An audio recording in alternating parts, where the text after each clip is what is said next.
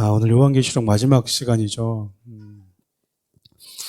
22장 이제 전체를 함께 다룰 텐데요. 요한계시록 이제 22장은 우리 지난 시간에 살펴봤던 1절부터 5절까지는 하늘에서 내려온 준비된 예비된 그리스도 신부된 새 예루살렘에 대한 내용들이 조금 추가적으로 언급이 되어져 있고, 마지막에 이제 주님 오실 날을 기다리는 성도들, 요한계시록의 에필로그라고도 할 수 있습니다. 간략하게 이렇게 정리가 되어져 있는데, 여러분들이 이제 요한계시록을 이제 마무리하면서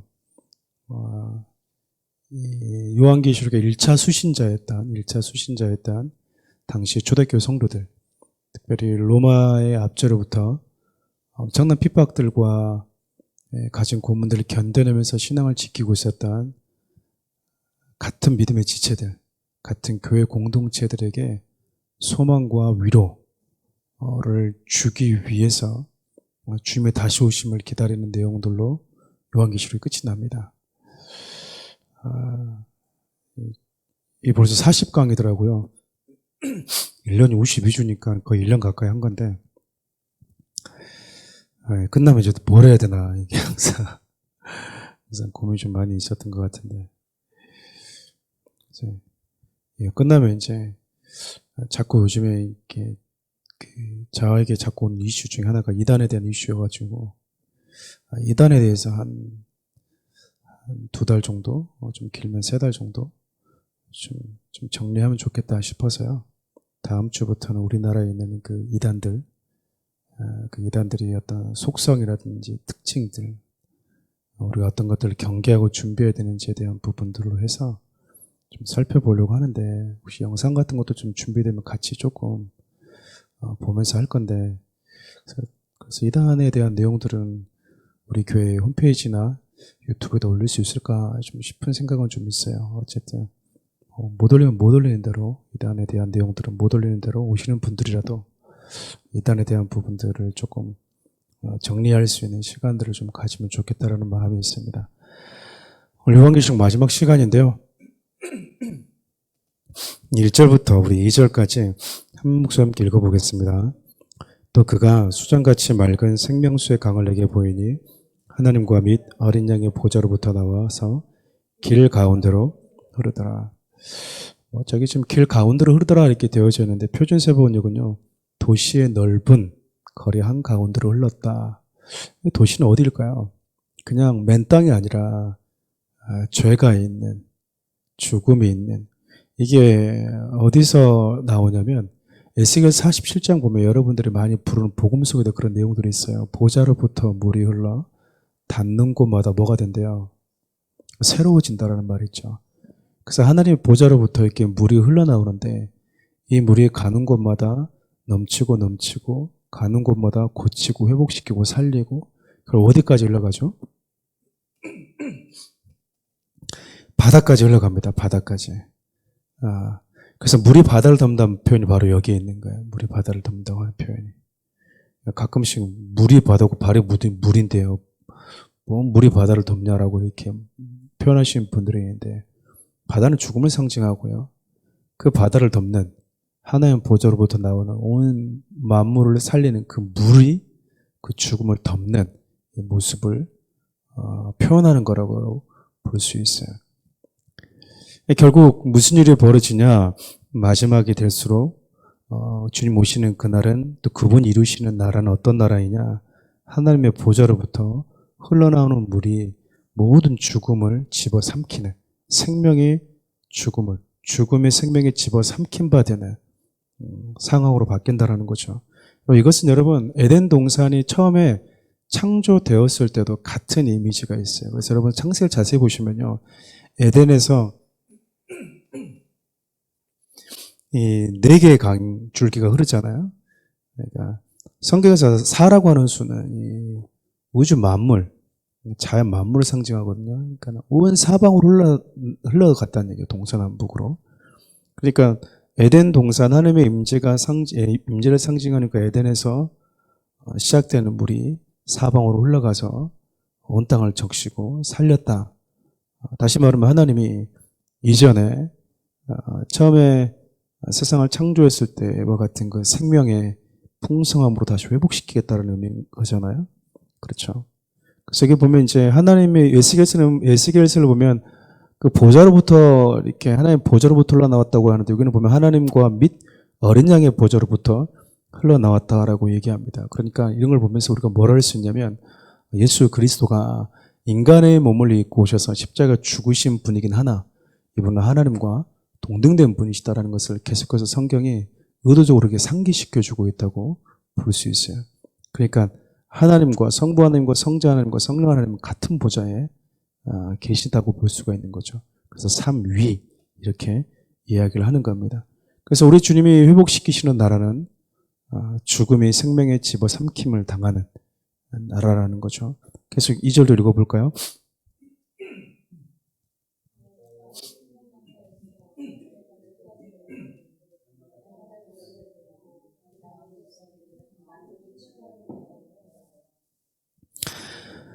강 좌우에 보좌로부터 나오는 그 물이 있는데 강 좌우에 무슨 나무가 있대요?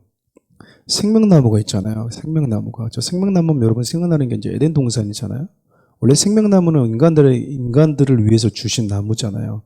그 생명나무가 있는데 몇 가지의 열매를 맺는다고 얘기하냐면 12개.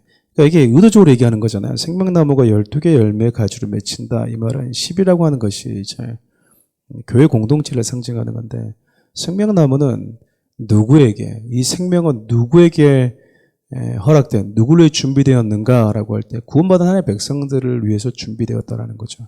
교회의 생명나무는 예수 그리스도를 의미하고 예수 그리스도를 상징하는 건데 예수 그리스도가 모든 이들을 위해서 죽으셨지만 그 생명을 나에게 내가 누리고 적용할 수 있는 것은 그분 안에 들어온 자들만 가능하거든요.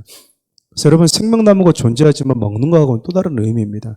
우리가 생명나무를 취했다 먹었다 이 말은 다른 얘기를 얘기하면 예수 그리스도 연합이 되었다. 예수 그리스도의 생명이 우리 가운데로 들어왔다. 근데 12개를 의미하는 이유는 그 생명은 철저하게 구원받은 자들을 위해서 예비된 것이다 라는 거고 동시에 또 이 열매를 맺고 그 잎사귀들은 만국을 뭐하기 위해서 존재하는 거라고 얘기하냐면 치유하기 위해서. 그러니까 우리가 예수 그리스도를 통해서 죽음에서 생명으로 회복되었다면 이제는 그렇게 회복된 자들은 또 뭐하는 자로 부름을 받았다는 얘기입니까? 만국을 치료하는 자로 또 부름 받았다는 얘기예요. 그러니까 여러분 이것은 아직 우리에게 주어지지 않았지만 이미 저와 여러분들에게 주어진 것이게 돼요.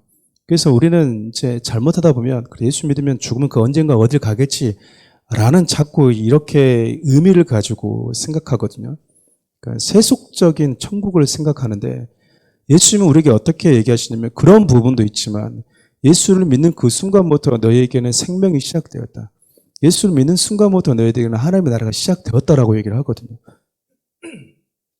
여러분 이 사고를 갖고 있는 자들은 내가 이 땅에서 14만 4천처럼 예수를 믿고 예수를 따라가면서 겪는 어려움이 존재하고 물론 이 땅을 떠날 때 우리가 승리하는 교회 공동체로서 합류하겠지만 이 땅에 존재할 때도 나는 똑같이 저 천상에 존재하는 하나님의 나라이고 교회 공동체고 승리한 하나님의 백성처럼 이 땅을 살아가는 기간 동안에도 뭘 누리며 사는 거예요? 이 왕의 자녀처럼 생명을 회복시키고 만국을 치유하는 자로서의 권세를 누리면서 살아가는 겁니다. 여러분 조금 표현이 그런데 우리가 센스 그러는데 여러분 그것을 아는 자들이 이 땅에서 우리가 보면 사역의 열매가 풍성해요. 우리가 그냥 열심히 이렇게 하다가 주님 부르시면 그날 우리 천국 가지 이게 아니라 나는 이 땅에 존재하지만 예수를 믿는 그 순간부터 나는 하늘나라 이렇게 죽음의 경계가 없어져 버리는 거죠. 쉽게 얘기하면 나는 주님이 부르시는 그때에도 주님을 만나기 시작한 그 순간부터 나에게 예수 그리스도 생명이 들어오게 되었고 나로 인해서 하나님은 만국을 세상을 치료하기를 원하신다. 치료하기를 원하신다. 치료한다라는 건 그거잖아요. 세상에 병들어 있다라는 거잖아요. 치료를 받아야 된다라는 거잖아요. 자기가 하나님으로부터 단절되었고 죽음 아래에 있다라는 것을 모르고 살아가는 자들에게 생명을 전해주는 자로 예수를 전해주는 자로 그것이 그리스도인들이 할 수 있는 치유이거든요. 그것을 여러분들이 생각하시면 될 거예요. 3절도 읽어볼까요? 다시 저주가 없으며 하나님과 그 어린 양의 보좌가 그 가운데 있으니 그의 종들이 그를 섬기리라. 이 말씀도 보면 참 우리가 복음의 메시지 할 때도 그랬지만 인간이 범죄하면서 하나님의 생명에서 단절될 때 저주가 찾아오는데 가장 큰 저주가 뭐냐면요. 하나님과 그 어린 양의 임재를 벗어나서 숨으려고 했다라는 거예요. 그렇죠. 그러니까 성경을 자세히 보시면 여러분 하나님은요. 집에 관심이 없어요. 집에. 얼마나 화려한 집이냐에 관심이 없고 우리에게 관심이 있습니다. 집은 화려하죠. 우리가 함께 거할 곳도 아름답죠. 천국이 얼마나 아름다운 곳인지에 대해서 성경은 그렇게 요한계시록에서도 자세하게 묘사를 안 해놔요.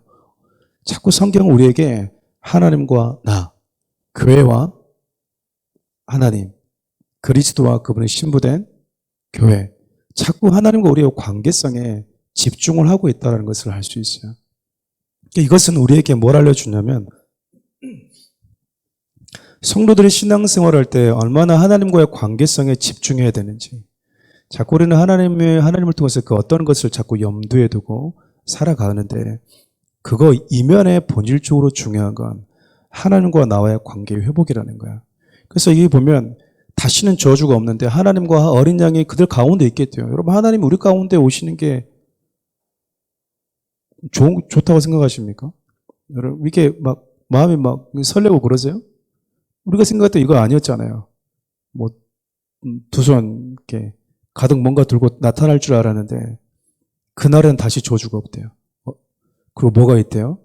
하나님과 하나님의 어린 양, 그 어린 양이 너희들 가운데 함께 거하실 것이다. 완전한 우리와 연합을 얘기하고 있거든요. 인간이 범죄하면서 하나님의 영광을 떠나고 하나님을 향해서 피해 숨었다. 여러분 이것이 인간에게 본질적인 저주라는 거야. 그래서 지금 이 세상을 보면 전부 다 하나님 없는 삶을 추구한다는 것은 다른 말로 말하면 하나님을 피해서 숨고 싶어 한다는 거야. 손바닥으로 태양을 가릴 수 있어요? 가릴 수 없어요. 그런데 손바닥으로 태양을 가리면서 살려고 하는 사람들처럼 하나님이라고 하는 분을 우리가 부정할 수 없음에도 불구하고 그분이 없는 삶을 끊임없이 추구하고 그분이 없는 그 그림자로 찾아서 숨고 싶어하는 그 저주로부터 회복시켜주는 것. 그래서 여러분 우리 3절 마지막 절을 보면은 무슨 말씀이에요? 그 종들이 그를 뭐 한대요? 예배한다고 얘기하잖아. 하나님을 예배한대요. 그 마지막 날 주님이 오신 날 그분이 회복시키는 건 뭐라는 얘기야? 예배의 회복이라는 거야. 예배의 회복. 본래 인간에게 주었던 그 원래의 자리로 돌아오는 거다. 하나님과 인간이 누렸던 그 관계의 풍성함과 치밀함이 우리는 부분적으로 겪고 있긴 하지만 그 풍성함의 그 친밀한 관계 회복이 일어난다라는 거야. 그러니까 여러분 우리가 이런 거를 볼 때마다 뭘 느끼냐면 누구에게 감동이 오는가, 누구에게 설렘이 오는가 보면 하나님을 많이 아는 자일수록 하나님이 내 인생 가운데 나를 얼마나 원하시는 분인지 알수록 이런 표현들을 보면은 되게 이렇게 뭉클하거든요. 근데 하나님 보면서 하나님은 뭐 내 삶에 이런 형통함을 줘야 되지 않나? 라는 것에 먼저 베이스가 깔려 있으면 이런 말 들으면 산은 산이요 물은 물인가 보다 이렇게 다가올 수 있다고요. 창조주 하나님이 정말 우리를 이렇게 원하시는구나 이렇게. 4절도 한번 읽어볼까요? 그의 얼굴을 볼 터이여 그의 이름도 그들의 이마에 있으리라. 하나님의 얼굴을 본대요 우리가. 하나님의 얼굴을 본대요. 그날에는. 바울이 이런 표현들을 쓰잖아요. 우리가 지금은 부분적으로 알지만 그날에는 얼굴과 얼굴을 맞대어서 볼 것이다. 여러분 하나님의 얼굴을 본다라고 하는 것은요. 우리가 하나님에 대해서 온전하게 이해하게 된다라는 거야. 그분과 우리가 올바른 영적인 관계 회복이 이루어진다라는 거거든요. 그래서 욥기 33장 26절 보면 욥이 그러잖아요. 내가 귀로만 하나님을 들었는데 이제 하나님을 눈으로 봅니다. 이 말은 실질적으로 이렇게 눈 떠서 하나님을 봤다라는 개념이 아니고요. 하나님이 어떤 분이신지 내가 올바로 알게 되었다라는 거예요. 하나님은 죄를 짓지 않은 자에게는 고통을 안 줘야 돼. 아무런 죄가 없는 자에게 어떻게 하나님은 고통을 줄 수 있을까? 하나님은 의롭게 사는 자에게는 악인에게는 악을 심판하시고 의롭게 사는 자에게는 안 줄 거라고 생각했는데 의인에게도 어떻게 이런 고난을 허용할 수 있는가? 근데 하나님을 만나고 보니까 하나님이 이해가 되는 거야. 하나님이 알아주는 거죠. 그럴 때 우리가 뭐라고 얘기하냐면 내가 하나님을 봅니다 라고 표현을 하는 거야. 그러니까 우리가 마지막 날 주님께서 이루시는 그날에는 부분적으로 하나님을 아는 것이 아니라 여러분들이 하나님을 알게 되는 거죠. 쉽게 얘기하면 이런 거예요. 여러분들 열대 과일 중에서 과일이 여왕이라고 그러는데 그 냄새 많이 나는 과일 혹시 아십니까? 두리안 드셔보셨어요? 두리안 드셔보셨습니까? 좋아하시는 분들 진짜 좋아하시더라고요. 근데 잘 못 먹겠던데 좋아하세요? 그 똥냄새 나는 과일이잖아요. 비싸긴 또 모자라게 비쌉니다. 근데 좋아하시는 분들은 막 이렇게 먹더라고요. 근데 여러분 그 맛을 소개하고 설명할 수 있을까? 그냥 똥냄새 난다 그러니까 여러분들 똥냄새 나는구나. 변 냄새가 좀 나는구나 라고 하는 여러분들이 부분적으로 이렇게 알겠지만 여러분 이거를 그날에 그 나라에 가서 실질적으로 딱 먹어보면요. 제가 해줬던 말이 이해가 되면서 이 맛이 어떤 맛인지 여러분 스스로가 알게 돼요. 누가 가르쳐 줄 필요가 없다 그 말입니다. 이게 사과 맛입니다. 한 번도 사과를 먹어보지 못한 사람들, 한 번도 수박이라고 하는 과일을 먹어보지 못한 사람에게 대한민국 가면 여름에 이런 수박이라고 하는 열매가 나오는데 이렇게 생겼고 이렇게 생겼고 이렇게 배워요. 그 수박의 정의 그러면 이 수박은 이렇게 생겼구나. 근데 그 사람이 한국이라고 하는 곳에 와가지고 수박이라는 열매를 딱 먹게 되면요, 그 눈빛만 보고 그걸 끝나는 거야. 누가 가르쳐 줄 필요가 없는 것이죠. 그렇게 우리가 하나님을 알게 된다라는 거예요. 우리 5절도 한번 읽어볼까요?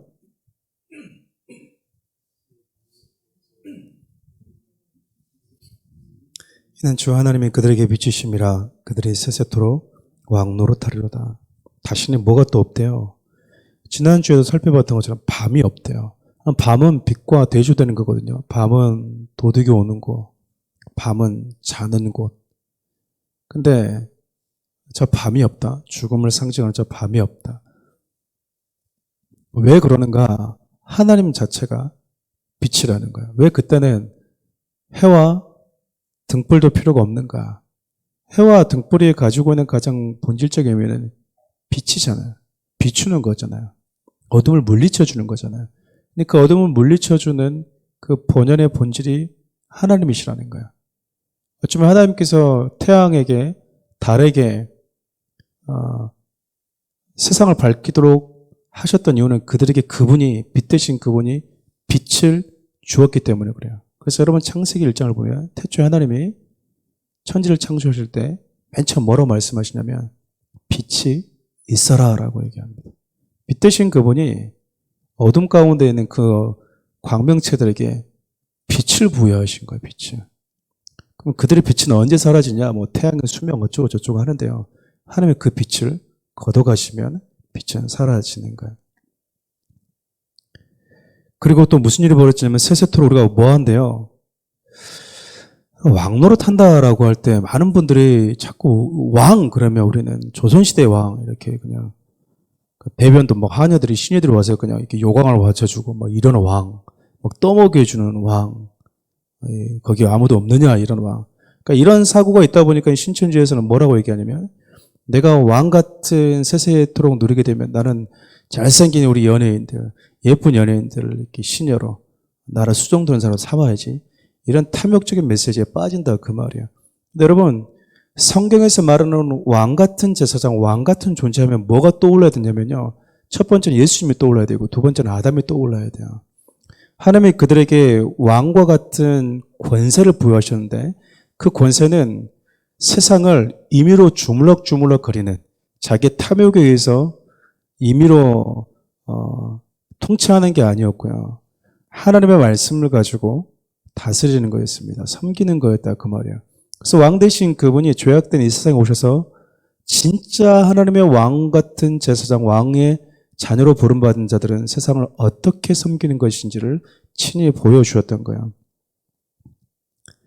그러니까 여러분 왕 같은 왕 다시 세세토록 회복할 것이다 이 말은 아담이 하나님께 주신 그 권세를 하나님처럼 되려고 하는데 이렇게 에너지를 쏟음으로 인해서 하나님 주신 그 거룩함을 잃어버리잖아요. 그 다시 회복시켜 주시겠다라는 거야. 다시 만물을 우리에게 맡겨주셨던 만물을 새롭게 하고 만물에게 우리 주님이 위탁했던 청지기적인 그 사명을 다시 우리에게 회복시켜 줄 것이다 라는 의미라고 보시는 게 좋습니다. 우리 6절부터는 이제 필로우인데요. 우리 이 말씀이 사실이다 이 말을 계속 반복하고 있는데 한번 읽어볼까요? 6절을. 그가 내게 말하기를 이 말은 신실하고 참된지라. 이 말은 뭐냐면 지금까지 내가 하고 있는 말은 진짜다 그 말이에요. 진짜다. 그러니까 요한계시록이 내가 지어서 한 말이 아니라 주님으로부터 내가 계시받은 참된 말이다라고 이 서신서에 대해서 확증을 하고 있는 거예요. 주 곧 선지자들의 영의 하나님이 그의 종들에게 반드시 속히 되어질 일을 보이시려고 그의 천사를 보내셨다다. 그러니까 저 6절에서 우리가 볼 수 있는 건 딱 두 가지인 거죠. 이 말은 참되다. 왜 주었느냐? 속히 되어질 일이다. 그것을 우리에게 뭘 주셨다? 보여주셨다. 여러분, 보여주셨다는 말은 뭔 말일까요? 그러니까 기대하게 만드는 거야. 그리고 그걸 기다리게 만든 거고, 고대하게 만들고, 속히 이루어질 거라고 하는 것은 예언의 말씀의 긴박성을 의미한다고 볼 수 있겠죠. 그러니까 6절의 메시지는 예언으로서 요한계시록 말씀의 권위를 확증하는 것과 동시에 예수님의 오심의 긴박성을 강조하는 표현이라고 할 수 있습니다. 이것이 당시 초대교회 성도들에게는요, 위안이 되었다니까요. 왜냐하면 그들이 그리스도의 왕 같은 하나님의 백성으로 부름받았는데 왕이 아니라 노예보다도 못한 취급을 받으면서 죽어가고 있잖아요. 근데 이거를 그리스도 안에 있는 자들에게 다시 생명이 공급되어지고 하나님의 보좌로부터 나오는 그 생수의 강이 우리에게 적셔지고 우리를 덮치고 있던 죽음은 떠나가게 될 것이고 우리가 다시 하나님 주셨던 왕과 같은 영광스러움을 회복하게 되고 우리가 잃어버렸던 그 저주에서 하나님을 피해서 숨었던 이 세상에서 다시 주님의 얼굴과 맞대는 자로 피하는 자가 아니라 주님의 얼굴을 마주 대하는 자로 우리가 다시 회복된다라고 하는 그런 표현들은요. 이스라엘 백성들이 범죄한 이후에 아담이 범죄한 이후에 망가져버렸던 세상 속에서 다시 에덴으로 컴백하고자 하는 소망하고자 하는 많은 성도들이 가지고 있던 그 기대감들이거든요. 우리 7절 읽어볼까요? 보라 내가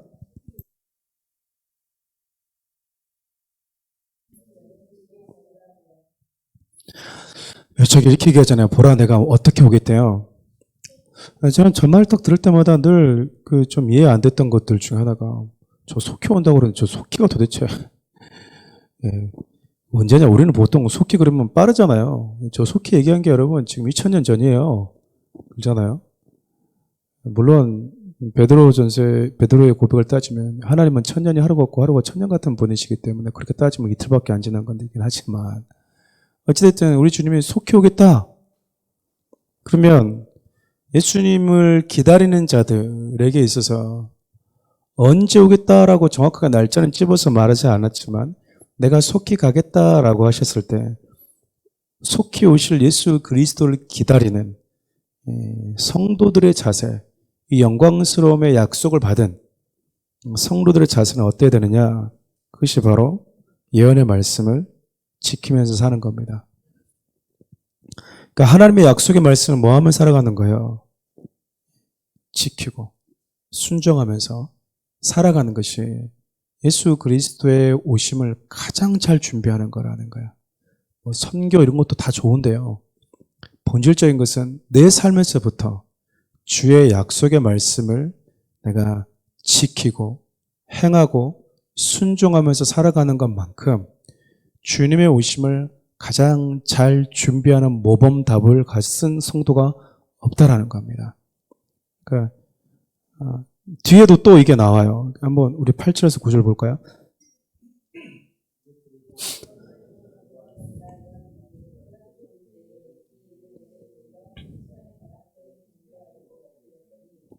그가 내게 말하기를 나는 너와 내 형제와 선지자들과 또 이 두루마리 말을 지키는 자들과 함께 된 종이니 그래 하지 말고 하나님께 경배하더라. 이런 말씀 듣고 이제 요한이 어떻게 한 거죠? 완전히 압도돼 버린 거죠. 그러니까 천사에게 뭐예요?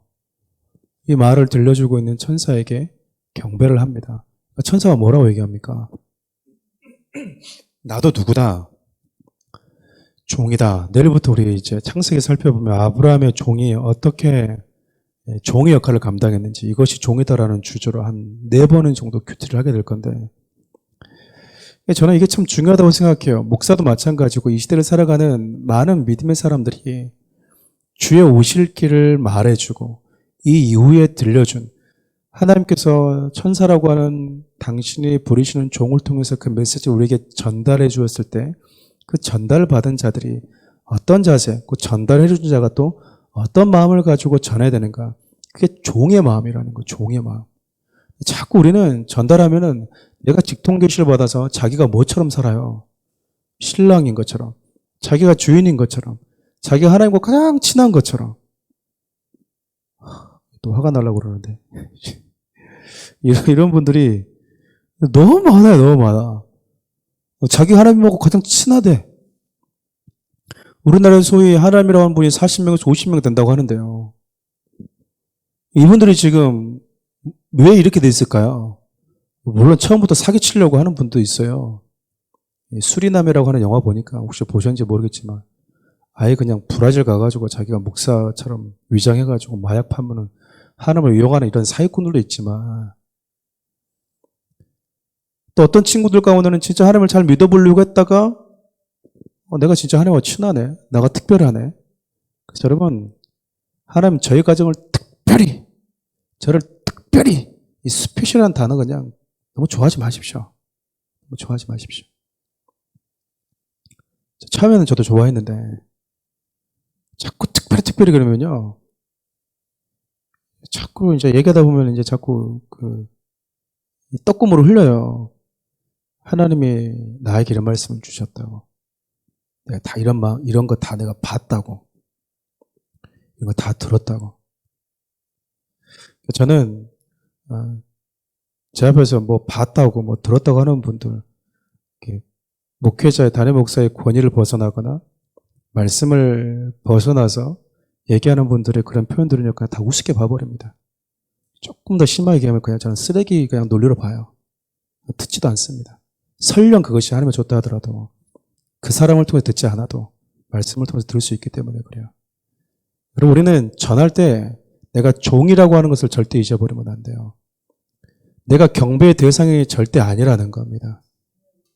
이게 잊어버리게 되면 하나님이, 여러분, 우리가 무슨 메시지가 있냐면 하나님이 저와 여러분들을 먼저 부르셨다고 하는 것은요, 그 사람보다 내가 나아서가 아니에요.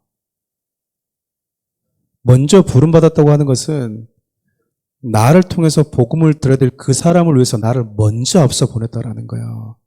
나를 먼저. 그래서 여러분, 요셉도 그런 고백을 하잖아요. 당신들보다 하나님이 나를 그냥 앞서 보냈습니다. 왜? 생명을 살려라고. 이 사실을 아는 자는요, 내가 네보다 먼저 믿었어, 내가 너보다 먼저 하나님과의 교제를 이뤘어, 이런 거는 여러분 의미가 없다, 그 말입니다. 의미가 없다고. 우리에게는 아직까지 뭐 권사님들이 거의 없으시니까. 근데 권사님들이 참 귀한 일들 많이 하세요. 그리고 되게 좋은 일도 많이 하셨고. 근데 그 중에 이 잘못된 은사를 받으신 권사님들 몇 분들이 꼭 이런 데 빠지세요. 자신들이 엄청나게 하나님과 독대하고 있는 것처럼. 꼭 완전 무슨 뭐 이렇게 오셨어요. 봅시다. 뭐 이래요. 꼭 그렇게 해야 되나? 그래서 전하는 자가 말씀을 들려주는 자로 하여금 나를 집중케 하는 거, 이러면 그럼 게임이 끝나는 겁니다. 게임이 끝나는 거예요.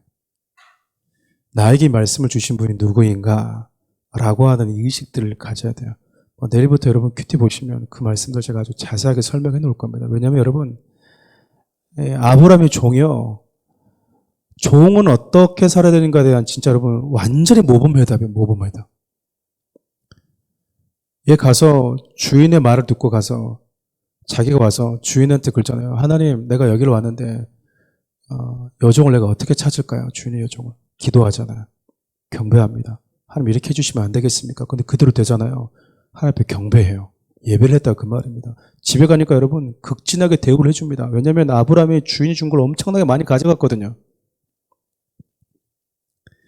그러니까 여러분 그 종을 어떻게 해요? 막 대접하는 거야. 먹으라고 막. 근데 종이 뭐라고 말하냐면 내가 여기 온 목적이 있는데 이 말을 하기 전까지는 먹지 않겠습니다. 근데 우리는 뭐 합니까? 그냥 배 터지게 먼저 먹고 보잖아요. 예, 목사들도 보면은 이거 짱어 꼬리부터 먹겠습니다. 뭐 이러고 그러잖아요.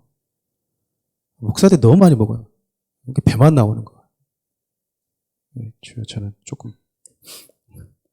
목사님 보면 뭐 이렇게 막 나와가지고 뭐 이러고 걷지도 못해. 어떤 분들은 맨날 기름진 것만 먹으니까 너무 이게 봤는데 익숙해 있는 거예요. 목사님들이.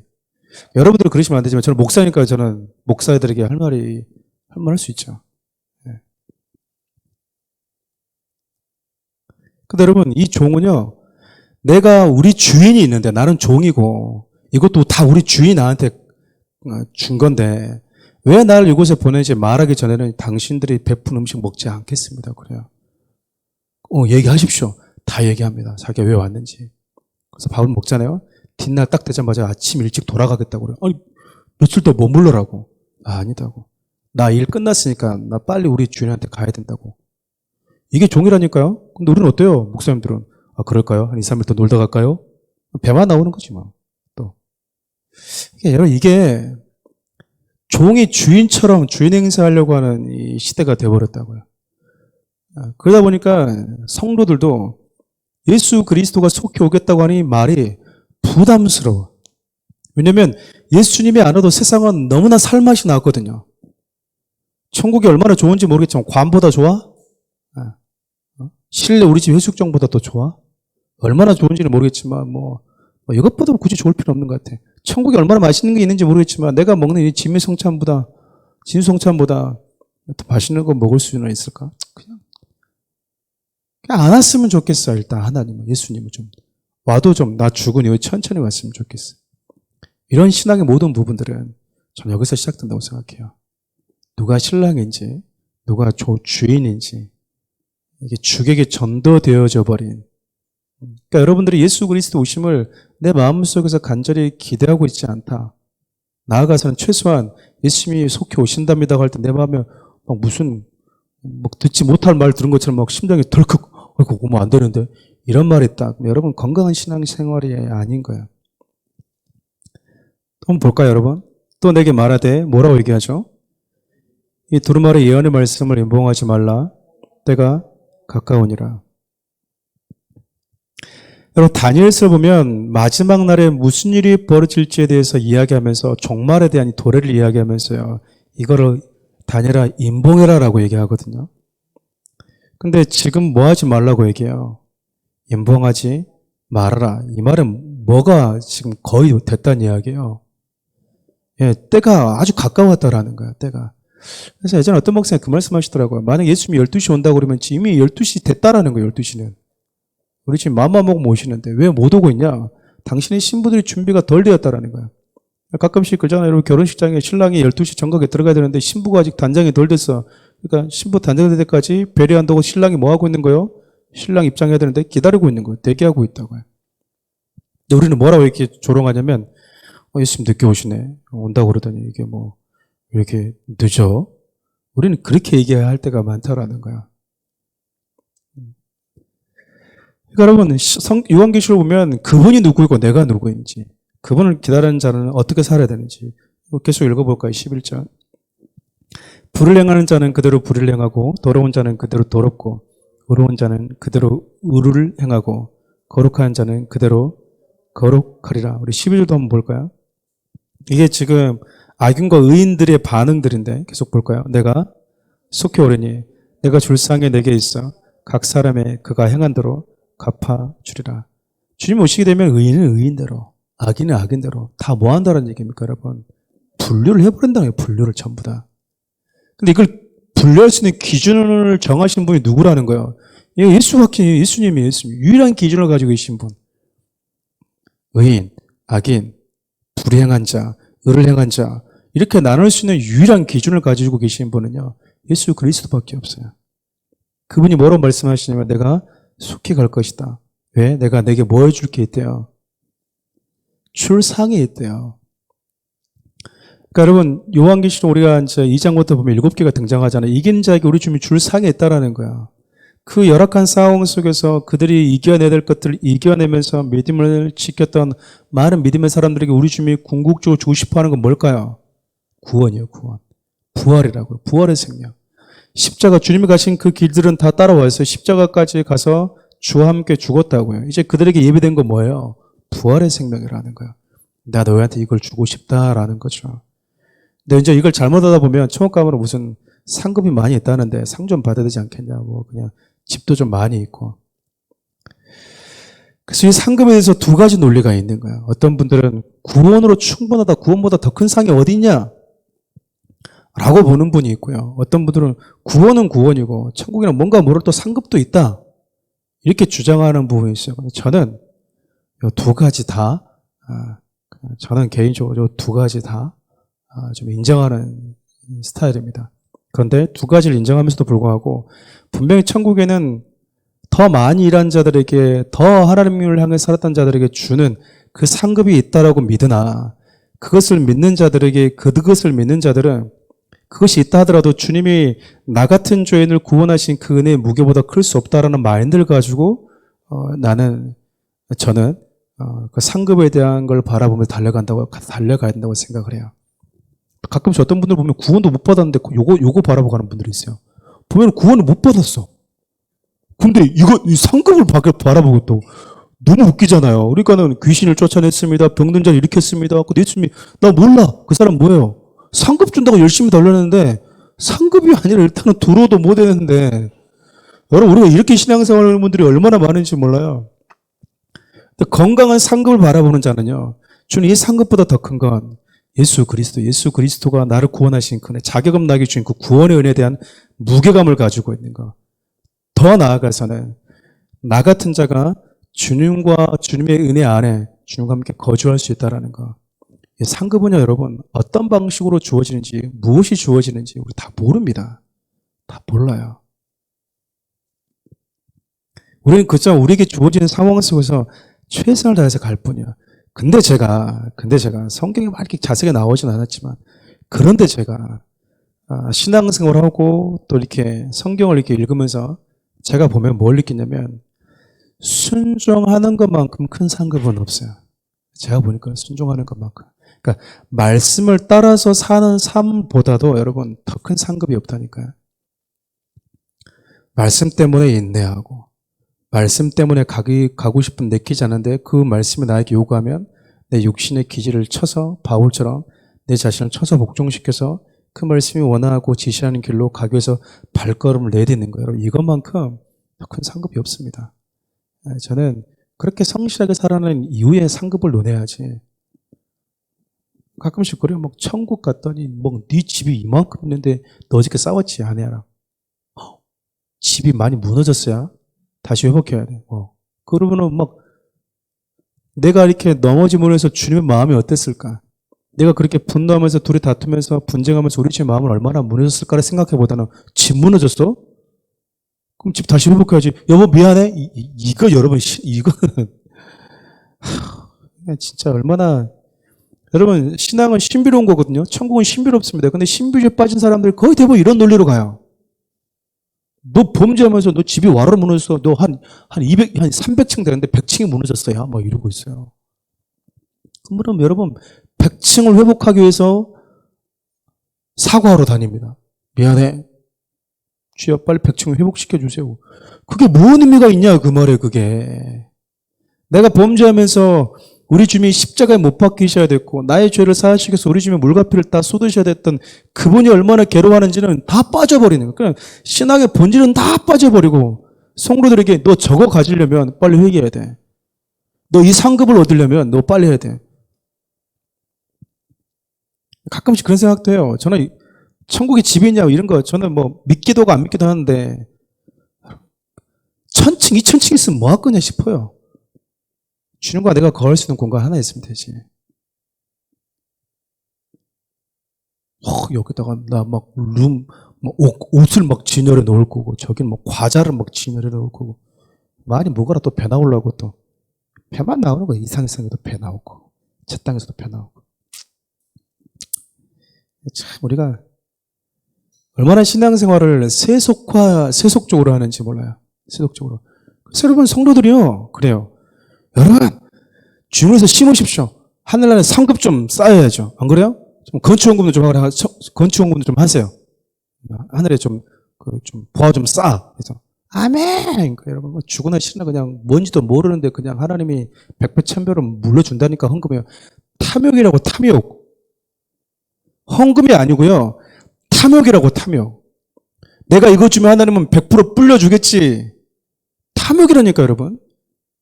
주님이 나에게 주신 거. 여러분 다윗이 얘기하잖아요. 다윗이 얼마나 많은 것들을 주며 성전에서 쏟아놓습니까? 근데 하나님 와가지고 복 줄게 그러니까 다윗이 이렇게 얘기해요.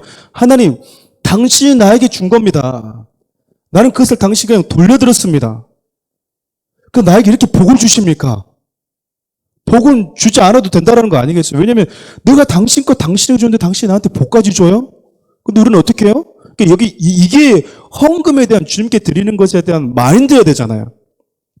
좀 죄송해요 여러분. 근데 저 같은 목사님들이 자신의 목사의 비전이 교회 비전이 이걸 내세워가지고 성도들이 나에게 주신 겁니다 주님 겁니다라고 하는 이런 패턴을 가지고 주님께 드리게 만든 것이 아니라 너 하면 저거 줘 하나님이 전부 다 하나님께 헌금하고 드리는 것이 그 뭔가 모를 천국의 상급이라고 하는 탐욕 아니면 이걸 주면 하나님이 100% 뻥튀겨서 준다라고 하는 그 기대감 다 탐욕이라고요. 다 탐욕. 왜 그렇게 헌금을 하게끔 만드는지 모르겠어요. 아침부터 자꾸 또 컴다운 해야 되는데 진짜. 속상해서 그래요. 이게 잘못된 거거든요 여러분. 이게 지금 상급의 논리 그러면 성도들은 전부 다 거기 빠져 있는 거예요. 뭐가 상급인지도 몰라 일단. 뭐는 많이 있겠지. 그래서 가끔씩 뭔가 천국에서 보고 오고 영안 열려가지고 뭐 은사를 보고 오신 분 천국하니까 당신 헌금 많이 하니까 하나님 이거 많이 쌓아놨어. 집을 많이 쌓아놨대. 자기 밭을 막 이렇게 그 텃밭을 꽃밭으로 다 만들어놨대. 천국의 꽃밭이냐 집이냐 중요한 게 아니고 여러분 주 예수와 함께하는 곳이 광야면 그곳이 천국이고요. 우리가 생각하는 그곳에 우리 주님이 없으면 그건 천국이 아니에요. 천국이 아니라고. 다시 말하면 저와 여러분들이 아직 그 나라를 가지 않았지만 이미 이곳에서 주님과 동행하고 있다면 이 속에서 하나님이 우리에게 회복시켜 주신 아담이 잃어버렸던 그 왕과 같은 권세를 활용하면서 살아야 된다 그 말입니다. 만국을 치료하는 자로 살아가는 거죠. 쉽게 얘기하면. 주님과 함께 십자가 길을 주님 가신 길을 따라가고 있는 게 가장 큰 영광스러움으로 다가와야 되고 그 길을 가면서 주님이 나에게 예비하신 부활의 생명이 나에게 그 어떤 것보다 큰 상급으로 다가와야 돼요. 빌립보서에서 바울이 얘기했던 내가 달리기를 한다, 경주한다, 상급 바라보면서 표대 바라보면서 달려간다. 여러분 그것의 상급은 100%첫 번째 부활의 생명이에요. 앞뒤 전후 문맥을 보면. 저는 사랑하는 우리 성도님들 그랬으면 좋겠어요. 그렇게 했으면 좋겠다고요. 내가 주님께 드리더라도 좀 나 같은 자에게 드릴 수 있는 것을 주신 하나님. 나 아무것도 없는 자였는데 내가 주님께 드릴 수 있는 것을 주님이 나에게 주신 하나님.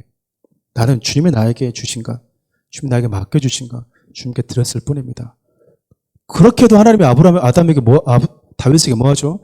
내가 네 이름을 세상에 그 어떤 이름보다도 존귀하게 만들어주겠다. 실질적으로 다윗 존귀하잖아요. 세종대왕을 누가 알아요? 세종대왕 우리나라 사람 말고 누가 아냐고, 몇 명이나 아냐고. 전 세계 사람들 다윗은 다 알아요. 솔로몬은 다 안다고요. 진짜 존귀하게 만들어줬다고 시대를 초월해서. 데비드란 말이 얼마나 많아요. 데비드 다 다윗이잖아요. 우리나라 목사님도 뭐 다윗 웬만하면 다 다윗이야. 다윗같이 살지도 못하면서 이름만 다윗으로 지으려고 그래요.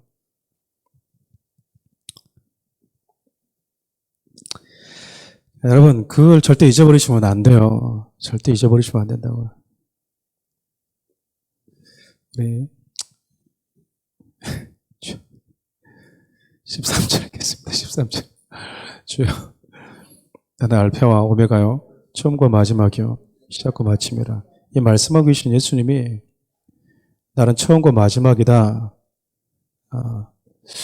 여러분, 이것은 누구만 쓰는 표현이냐면요. 유대인들에게 있어서는 여러분, 나는 처음부터 있었느니라. 그 헬라어로는 에고에임이라는 표현이거든요. 나는 멋멋이다. 그러니까 나는 나다라고 하는 표현인데, 이 에고에이미가 요즘에는 광고에서 나오잖아요. 나는 나야. 그 표현이 여러분, 유대인들 봤을 때는 나는 하나님이야. 그 말이에요. 내가 그야 라는 뜻이거든요. 성경에서 예언한 내가 그야. 성경에서 말한 빛, 내가 그야. 이 말이거든요. 처음부터 존재했던 분, 그게 나야. 예수님이라는 뜻이에요. 예수님이 하나님과 동등된 분이라는 것을 이야기하는 것이죠. 마지막으로 우리 16절, 17절, 18절 다 함께 읽겠습니다. 나 예수는 교회를 위하여 내 사자를 보내어 이것들을 너희에게 증언하게 하였노라. 나는 다윗의 뿌리니 자손이 광명한 새벽벌이니라. 여러분, 여기서 우리가 좀 눈여겨봐야 할 게 뭐냐면, 나 예수는 뭘 위해서 사자를 보냈대요? 여러분, 교회를 그만큼 우리 주님이 중요하게 여기십니다. 그러니까 예를 들면 이런 거예요, 여러분. 교회가 정말 이렇게 본의 안 된 일들을 많이 해요. 그래도 여러분, 주님이 그 교회를 포기하지 않으면 우리도 기도해야 되는 겁니다. 그런 경우 있잖아요. 여러분들은 목사님들의 세계를 모르잖아요. 근데 저는 목사니까 목사들 세계를 알잖아요. 목사들이 어떻게 놀고 어떻게 생각하고 있고 설교대에서 어떻게 가지고 있고 살고 어떻게 하는지 저는 가까이서 많이 봤으니까. 어쩔 땐 여러분, 야, 저 친구는 참 누가 봐도 참. 그래서 목사님들이 그래요. 야, 누가 어디 교회 청빙 갔대? 그러면 야, 그 교회는 무슨 복이야? 이런 친구가 있고 어떤 친구가 야, 걔 어느 교회로 청빙 받아서 갔대? 그러면은 그 교회 성도는 무슨 죄야? 일 때가 있어요. 그 성도는 무슨 죄냐 하고. 근데 여러분, 기도가 어떻게 바뀌냐면, 아, 진짜 걔는 좀 별로지만, 막상 그 교회 가보면 그 성도의 눈빛은 초롱초롱해요.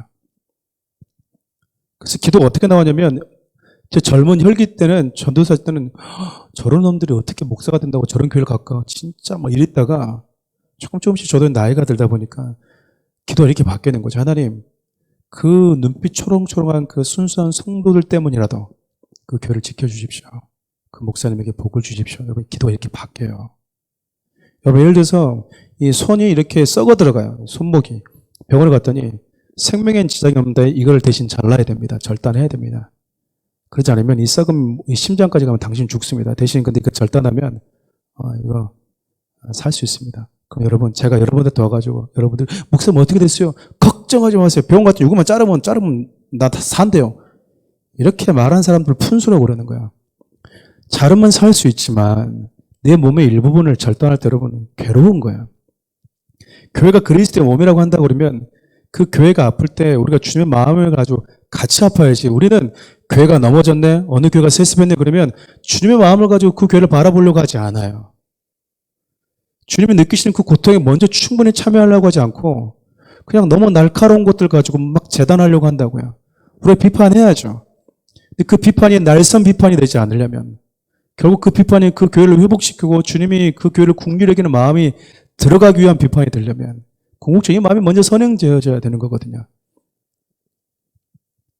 주님이 교회를 위해서 지금까지 이렇게 얘기한 거예요. 그의 신부된 교회를 위해서. 사대교회가 살았다 하는 이름이 있으나 죽은 교회였음에도 불구하고 우리 주님은 그 교회를 포기하지 않잖아요. 그게 우리 주님의 마음이라. 사랑하는 우리 교회가 더 완벽하겠습니까? 저는 우리 교회 완벽하다고 생각한 적 한 번도 없어요. 저도 이제 4살인데. 다른 교회에서 우리 교회에 대해서 기대감을 가지고 왔다고 칩시다. 목사님, 저 교회는 그랬는데요. 목사님은 다르다고 들었어요. 그런 말 들으면 여러분 제가 좋아할 것 같아요. 나도 넘어질 수 있고 나도 부담스러운데. 하나도 기쁘지 않아요. 목사님은 달라서 왔습니다. 그러면 예, 저는 다릅니다. 돌봄이 필요한 분들이에요. 그런 분들. 17절 볼까요? 성령과 신부가 말씀하시기를 오라고 하시는도다. 듣는 자도 오라 할 것이요 목마른 자도 올 것이요 또 원하는 자는 값없이 생명수를. 이사야 55장 1절을 배경으로 하고 있는 거잖아요. 그러니까 신부가 성령을 통해서 혹은 성령이 그 신부를 통해서 그리스도의 신부된 교회들뿐만 아니라 지금 그 교회에 편입되어져야 될 자들을 초청하고 있는 거거든요. 그래서 여러분 그때 당시에 많은 로마인들 가운데도 그렇게 예수 그리스도만 끝까지 추구하고 믿는 자들 통해서 회심하고 돌아온 자들이 많아요. 그리스도인 된 자들이 한 명도 전도받지 못했잖아요. 여러분 우리나라 처음에 토마스 선교사가 들어왔을 때도 여러분 육지에 내려서 예수 믿으십시오라고 말 한마디 해보고 가까워 방문 한 번 못한 채 그냥 죽었어요. 대동강에서 목 잘라 죽었다 그 말입니다. 성경을 던지면서 성경을 읽어라고 하면서 그러고 끝났어요. 그 아름다운 청년 토마스 선교사가. 근데 그 선교사가 던졌던 그 성경책 집에 가서 이 한지로 되어 있으니까 집에다 막 덕지 붙여가지고 누우니까 그 집에다 뭘로 되어 있는 거예요? 성경으로 도배되어 있는 거잖아요. 그래서 우리도 성경은 도배로 써도 나쁘지 않아요. 저기가 너무 좋잖아요. 질이 좋잖아요, 질이. 그거 보고 회심한 거잖아요. 그거 보고. 여러분, 우리가 아무 일도 안 한 것 같지만 순수하게 예수 그리스도를 믿고 이 땅에서 피를 쏟았던 그들 통해서 값없이 아무것 없이 그리스도의 은혜에 참여하는 자들이 생길 수 있다는 거예요. 우리 18절, 19절 보겠습니다. 내가 이 두루마리 예언의 말씀을 듣는 모든 사람에게 증언하노니 만일 누구든지 이것들 외에 더하면 하나님이 두루마리에 기록된 재앙을 그에게 더하실 것이요 만일 누구든지 두루마리 예언의 말씀에서 제하여 버리면 하나님이 두루마리에 기록된 생명나무와 이 거룩한 성에 참여함을 제하여 버리시리라. 어렵지 않죠, 여러분? 있는 말씀 그대로 가감하지 말고 전하고 듣고 행하라는 말이잖아요. 우리 마지막 20절 말씀 22절 1절까지 함께 읽겠습니다. 시작. 이것들을 증언하시니가 이르시되 내가 진실로 속혀. 이게 지금 22장만에서 3번 반복되잖아요. 그러니까 뭐라고 화답하죠? 아멘 주 예수여 오시옵소서. 계속 주 예수 연애가 모든 자들에게 있을지어다. 그러니까 여러분 예수 그리스도가 신랑인데 내가 속히 가겠다 이렇게 얘기하는 건 나 지금 가도 되니 이 말이잖아요. 그러니까 신부가 어떻게 화답하죠? 네 오십시오. 그 말은 기다리고 있습니다 이 말이잖아요. 근데 예수님이 나 지금 가도 되니? 그러니까 지금 오면 안 되지 지금 이렇게 벌써 와요 이렇게 빨리 와요. 기다리고 있지 않다라는 거예요. 준비가 기다리고 있지 않다는 얘기는 준비하고 있지 않다는 얘기잖아요. 여러분 요한계시록이 우리에게 주는 가장 큰 중요한 메시지 중 하나 바로 이거라는 거예요. 그리스도인들이 가져야 될 거룩한 종말관, 예수 그리스도의 오심을 다시 오심을 준비하는 자로 살아야 된다는 겁니다. 여러분 예수님이 이 땅에 오신다고 하셨을 때 베들레헴에 태어났을 때 제사장과 백성의 장로들이요 예수님이 어디 태어난지 몰라서 안 간 게 아니에요. 알고 있었지만 안 갔어요. 뭐 하지 않았다는 겁니까? 기다리고 있지 않았다는 거예요. 그 기다리지 않았다는 게 확실히잖아요. 그분이 부활해도 거짓으로 부활하지 않았다라고 해. 예수님이 성전에 들어가서 그들이 관례처럼 해왔던 그 모든 것들을 보시면서 이건 예배가 아니다. 이건 너희들이 탐욕을 위한 수단 그 이상 그 이하도 아니다. 너희들이 강도의 굴을 만들었다. 기분 나쁜 거예요. 열받은 거예요. 너희들이 지금 헌금하라고 지금 얘기하고 있네? 이게 지금 강도의 굴을 만들고 있는 거야. 그러니까 여러분 주님이 오셨음에도 불구하고 자꾸 외면하는 거죠. 이 메시지가 자꾸 우리 가운데 여러분 외면되는 사람들의 특징이 무엇이냐? 세상이 너무 좋아요. 탐욕에 찌들어 있으면 주님의 오심이 절대로 반갑게 들릴 수가 없는 거야. 21절의 마지막 인사가 이렇게 끝납니다. 주 예수의 은혜가 모든 자들에게 있을지어다. 이 말은 여러분 주 오실 날을 기다리는 성도들, 이 땅에 발을 딛고 살아가는 성도들에게 가장 필요한 것이 주 오실 그날까지 하나님 우리에게 주시는 은혜라는 거예요. 은혜. 주님이 은혜가 있어야만이 우리가 구원받을 수 있고 주님이 주시는 은혜가 있어야지 주님께서 우리에게 요구하시는 거룩한 삶, 십자가의 삶, 어린 양 어딘가든지 따라갈 수 있다라는 거고 그 여러 가지 불이익 속에서도 믿음을 지킬 수 있는 것도 주님이 은혜를 주셔야 되고 그것이 예수 그리스도의 오심을 기다리는 성도들이 마지막으로 우리 주님께 간구하며 기도될 제목이라는 겁니다. 요한계시록이 끝이 났어요. 근데 여러분 마음가운데 무엇이 남아있는지 모르겠습니다. 근데 제가 요한계시록 저 타이틀 저렇게 썼잖아요. 요한계시록 예수님이 당신의 신부된 교회에게. 맞아요. 예수님이 당신의 신부된 교회들에게 쓴 편지가 맞습니다. 그들에게 교회는 어때야 되는지 예수 그리스도가 어떤 분이신지 그분이 오시면 이 땅에 무슨 일이 벌어지고 그분이 오시기 전에 무슨 일이 벌어질 것이고 그 시기 속에서 그리스도의 신부된 당신의 성도들이자 교회들은 무엇을 준비하면서 살아야 되는지를 말해주는 것이 우리 예수님이 요한계시로 저와 여러분들에게 준 이유였다라는 겁니다. 한번 기도할게요. 말씀을 붙들고 함께 기도하겠습니다. 여러분, 주님 오실 날을 기다리는 그 마음들이 우리 가운데 재림의 신앙이 사라져버리게 되면 여러분 그건 거룩한 건강한 성도의 모습이 아닙니다. 그래서 여러분 우리가 분기마다 재림의 복음을 전하는 이유도 바로 그것 때문이에요.